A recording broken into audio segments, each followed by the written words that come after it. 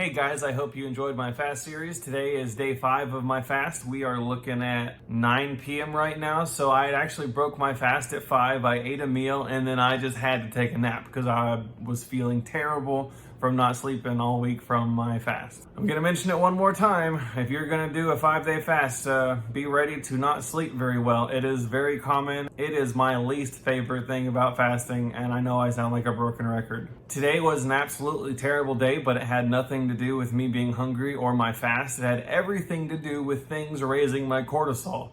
I had issues with my new audio and video setup and recording a new video, so I basically created one video twice and neither of them are good. After that, my wife's been dealing with a broken phone all week and dealing with AT&T and the insurance company, and they haven't been wanting to support her phone, so I had to jump on a call with AT&T and just argue with people for a couple hours. It was absolutely frustrating, but a thing to note, try to avoid stressful situations if you can, and try to take off work if you can, because the more stressed you are, the worse your fast is going to be. Today is a great example of a really easy fast where I wasn't hungry, but it made the day terrible dealing with all these stressful situations. Without further ado, I would like to end this video with how I broke my fast and a couple tips on how you should break your fast. And I lost 8.8 pounds during this fast. I started off at 271, I ended at 262.2. That's some pretty serious weight loss. One thing to know about the weight loss on a fast is expect to gain some of the weight back. This is normal. Don't be frustrated if you go up 3 to 4 pounds the day after you break a fast. With that said, here's my videos of breaking my fast, and I hope you guys have a wonderful and beautiful day. Please remember that if you enjoy my content, to give the video a thumbs up and subscribe. Peace.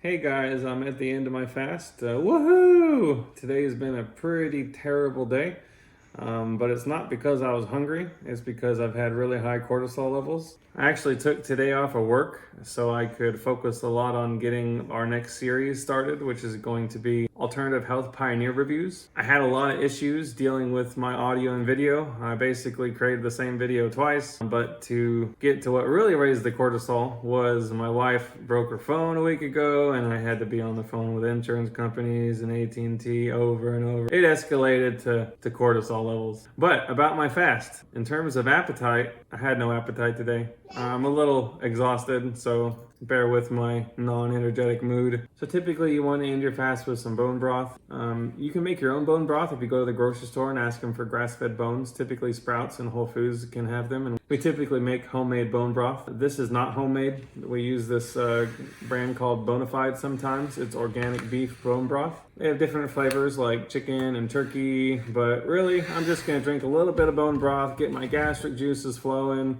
and then I'm probably gonna eat some kebab with salad. You ready for this? Do it.